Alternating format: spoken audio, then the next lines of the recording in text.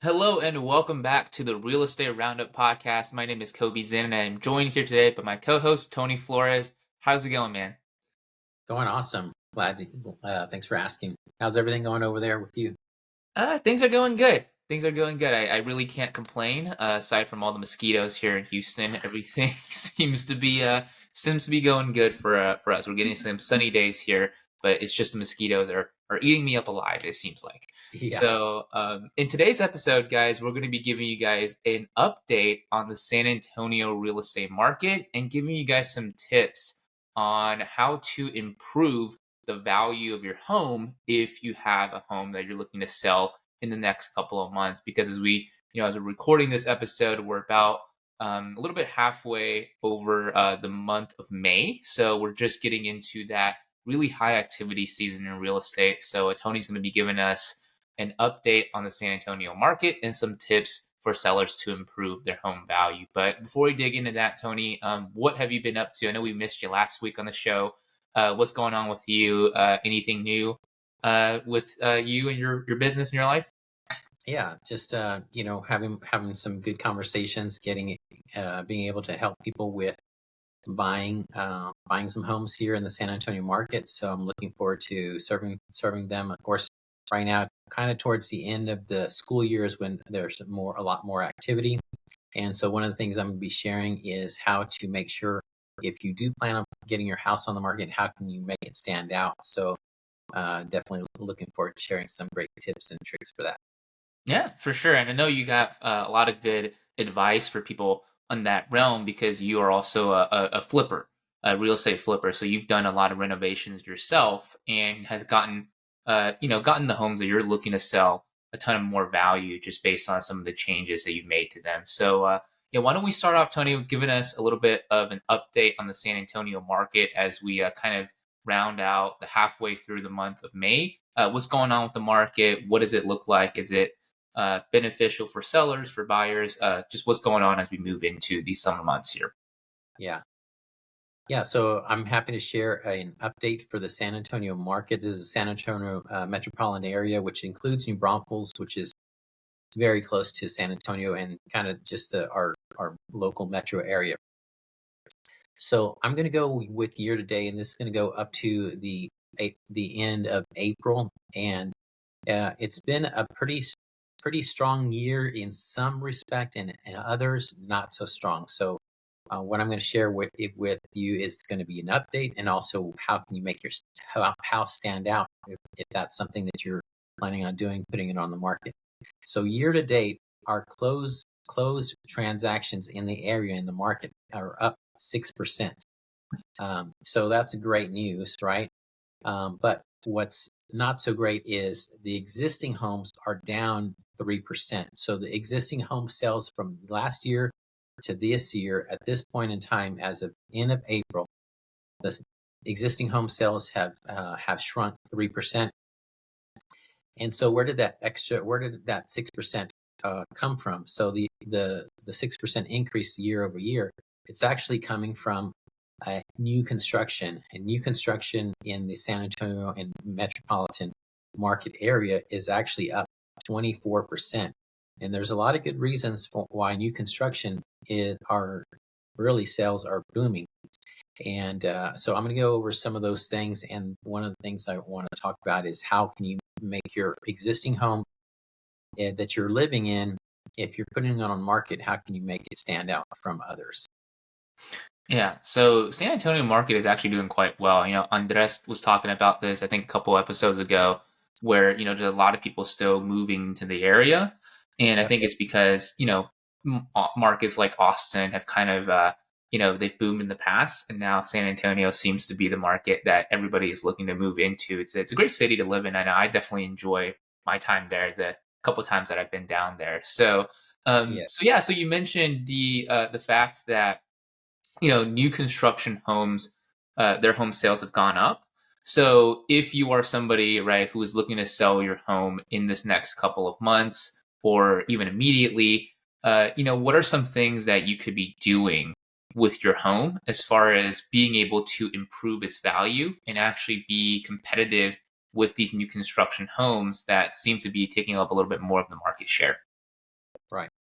So one of the best things you can do to avoid having excessive days on market, and right now in the San Antonio area, the days on market are about 71 days on existing homes. So that means from when it goes to sale to when it gets under contract to sell, that's 71 days. Now it's going to shorten coming up here in the next month or two, but this window of 71 days, that's a long time to wait to get an offer that's acceptable, that's great, and happy for the people are happy, the buyers are happy, the sellers are happy.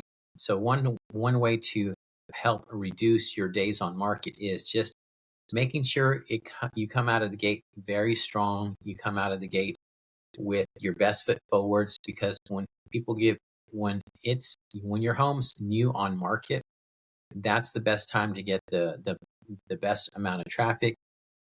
So you want to make sure to talk to your realtor, your real estate agent that you trust, to make sure talk to them about the marketing plan. What kind of marketing is going to happen? Are we going to do mailers? Are we going to do Facebook ads? Are we going to do walk in the neighborhoods, open house? So when you say walk in the neighborhood, knocking on doors, are we going to do open houses there? How many could we schedule? And what kind of activity are we going to do other than just put it on the market and kind of see what happens with it? So I like to, my strategy really is to make sure that we do a thorough walkthrough, and some of the things that you can do to spruce up your home. I've got lots of tips and tricks to spruce up your home before it goes to market, because when people look at a house online, most of the time they're trying to shop online. So professional photography is super important. I brought in stagers before. I brought in home decorators that have used existing elements in the house or move things around in the house to accentuate the best parts of your house, but also, hey, if there can be some minimal cost improvements, putting some planters on the outside, dressing up the exterior of the home. Does how about some pressure washing? I've got a great list of vendors that can do things in reasonable price points. Also, we got pressure washing the driveway. We've got sprucing up the exterior, because that first impression is super important. Possibly painting the front door is also a really good option when it's a contractor grade door and it doesn't look necessarily any different. Vibrant colors. If something's in season, like in San Antonio, we have Fiesta, or we have, what's happening right now. We're just kind of coming out of spring. So what can we do to add color to that front door to make it appealing and to stand out? And that's the main thing. You want your home to stand out from the crowd, because you want to get people in the door and people walking through it. So the first impressions are super important. And then also, what are maybe some overdue honeydew list type things?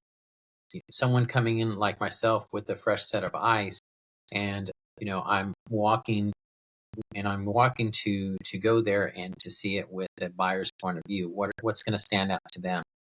So we want to reduce any negatives, and we want to accentuate all the positives in the house. Right. So dressing up the exterior of the home, right? Making sure it makes a good first impression, and then also looking at it from the perspective of a buyer who is looking at it for the first time, instead of you kind of being there and living in the house for, however many years you've lived there, you've kind of gotten used to it, right? So it's a different way of looking at things. Now, as far as, I'm sure you've seen this a lot, and I know quite a few people have done this and have talked about this as well, which is, people who are dressing up their homes or making renovations, spending, thousands or even tens of thousands of dollars on their renovations, but not necessarily receiving the return on their investment. What are some things that you've seen that could be in that realm and really should be avoided, where it might sound like a good idea to make those renovations, but it's really not going to give you that return on your investment when you're actually putting the home up for sale? Yeah. So one of the things to do to not overspend on getting your house ready for market is just have those improvements appropriate for the neighborhood. So I've worked with people that have, for instance, a neighborhood. It's a beautiful neighborhood, and lots of great mature trees, things like that. Um, so I did a walkthrough, and the seller, they had actually cut out part of their entrance of the door, and they they had a standard sized door, and then they had two windows, right there on the side of the house. And what they did is they paid a contractor to take off those side windows and create a large, like, it was probably like a 5 foot door, and it also extended up about probably about 9 feet high. So they actually cut into the other part of it, other part of the brick. They probably spent about five. They probably spent about, and I didn't ask them how much they spent, but I would imagine that door probably cost at least 5,000, and probably to install it maybe another $5,000. So they probably spent $10,000. But at the end of the day, there was not a return on that, because the neighborhood, no other neighbors had a door like that, and nobody else is going to pay extra. They're not going to pay for that door in addition, because they don't necessarily maybe necessarily need that door. It just made a grand impression, but it didn't add necessarily value to the house. If it did add value, it was minimal to the potential buyer. So that's one of the things that I've seen. Another example is, I worked with another seller who was interested in listing his house, and his son actually is a contractor, and his son did so many improvements in every room. There was so many different improvements, and it did cost some money to do those improvements. But for that particular neighborhood, it was over improved. So you can do things to improve your house, but there's certain things that will have a threshold as far as what you're putting into how much you're going to return.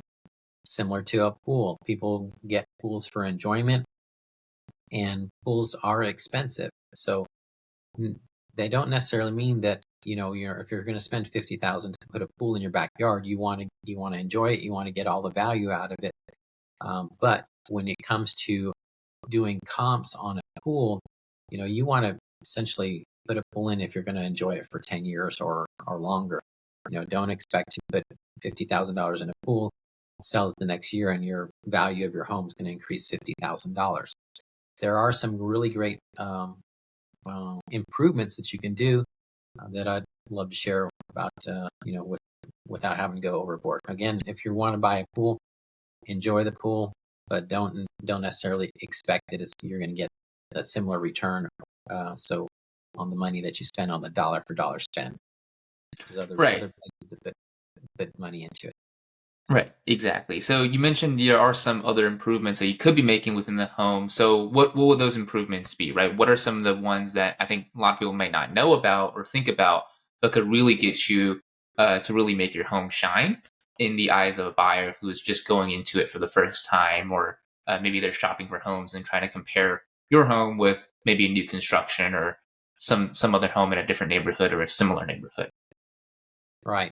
Okay. Yeah. So some of the lower cost options to make your home have upgrades in a market where it's competitive is like, okay, what about your light fixtures? If your house is, 5 to 10 years old, more than likely those light fixtures are going to be outdated. And that doesn't mean that's a bad thing. There could be purely functional and work great, but what's kind of trending, because people gravitate towards what's trending. They want to be, when people buy a new home, and it could be an existing home, they want to feel like they got as much value out of that home as possible, because they're comparing it in their price range, right? So, could you upgrade the lights to be more presentable?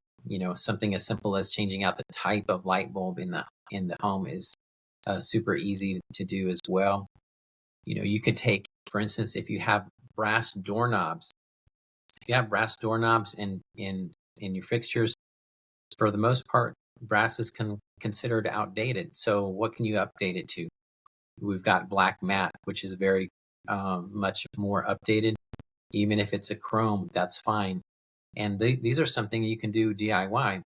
Really inexpensive update is to replace the doorknobs, and also even if you want to replace the hinges, you can do that as well. But the doorknobs will just look different if you have something outdated like that. Ceiling fans are also another thing. If you have those older rattan kind of ceiling fans, and again, this is if you're getting your house ready for sale. How do you make it more presentable? You might update the fans and have them all matching. That's always a good thing, because people might not realize it, but when you're going from room to room and they're seeing different types of fixtures in different rooms, it's almost a subconscious thing. It's best to have more continuity across the board than to have different things in different rooms. As well is make sure to have the rooms, for the most part, neutral colors are great. Sometimes kids want the room different color. They want to change the color. One might be a green or a blue or a red, different things like that. Well, when it's time to sell, most shoppers want to see more on the spectrum where it's more trendy, or just either a off-white, a cream, or a gray is also people gravitate towards colors like that. Right, exactly. And we've seen a lot of that, right? Yeah. Making mistakes like that. And I think it would be good to kind of get your perspective on, what it looks like from the buyer's perspective, right? Because you also represent a lot of buyers as far as helping them get into homes as well. So when you are representing buyers and you're walking the homes that they're looking at with them, just from the feedback you're getting from them, what are some things that a buyer is looking for, just as far as things that stand out to them when they first get into the home that, somebody who is preparing their home to sell should be looking for and should be thinking about? Yeah, the buyers essentially just want to have they don't necessarily want to have the wow factor, but in essence, they really do want to have some sort of delivery of like, wow, this is different from others. So, what makes a difference? Maybe you could, get some simple plugins, putting them throughout the house as well. So scents matter. The first appearance, when they walk in, what do they see? You want it to be bright. I like to have all the light bulbs essentially, similar, not one color in one room, another color in another room. Same with doorknobs and things like that. So, they're looking for what's in the price range. They're looking for what's functional, and they're looking for what kind of stands out. Where are they coming from as far as what they are used to? What they have versus what they're getting. Do they see an increase in the value of that home? And one of the things you can do as well, just making sure the handrails or the baseboards are clean, and white is typically the best color. Talk to a paint professional, or you can do that at the DIY, the home center like Home Depot, Lowe's. Talk to the people at the paint counter. Say, what can I do to brighten up my baseboards? It's one of the things you can do. Also, ceiling. So that's the buyers are looking for. It's really the things that they can see consciously and also subconsciously that they might not even be aware. But clean, clutter-free is always super good. Renting a storage temporarily, getting extra clutter out of the house is also a good thing, because they want to picture themselves in the home, and if there's more clutter, they have a harder time seeing themselves in that home. Right. And you got to remember, right, when we just talked about in the beginning of the episode, you're competing a lot of times with new construction homes, right? And new construction homes, they do a great job of obviously presenting the homes in a way where it's new, it's presentable, right? That's all they're doing is you're making sure that these new construction homes are, able to get sold as fast as possible. So you want to think about it that way as far as getting your home ready and making sure that you're increasing its value uh, in the eyes of your potential buyer and making sure that you're appealing to not just a niche audience or a niche customer base, but as many people as you can, right? That's why keeping That's things right. neutral, like you said, is a really good idea. Hmm. Yeah, for sure. And a lot of times, right now, a lot of the builders are offering different incentives, different their interest rates are better. They're offering the buyer's agents commission. They're doing lots of things to make sure that people continue to go to their communities, take a look at them, and see that this is something that they can afford. They want to make them as affordable as possible. So I work with new construction homes as well. And then when I'm representing a seller, I need to know that where are the newest homes in that area and what are they offering as well. So I do a comp analysis on both the existing homes in that price range and also within a 10-year window, and also look at I take off the the year the year kind of 10-year window, and also see what else is available besides that, because true comps are going to be in a 10-year window, but also the buyers are not going to be shopping within a 10-year window. They're just going to be shopping by proximity and price point. So how do we make your home stand out? And there's lots of different ways to do that. And so I love to help people with that challenge. Yeah, for sure. And I think you help a lot of people who are watching or listening to this today, right? Get some tips and ideas if they're looking to get their home sold, or maybe they've tried to sell their home and they haven't had a lot of success. Maybe it's time to reconsider and maybe add some of these tips into improving your home value as well. But Tony, appreciate you for sharing your value today. If you guys are looking for somebody to help you with getting your home ready to sell and actually improve the value of your home without having to break the bank, make sure to reach out to Tony. His information is in the description in the show notes down below. But other than that, appreciate you for tuning in to the Real Estate Roundup podcast, and we will see you on the next show. Take care. Take care.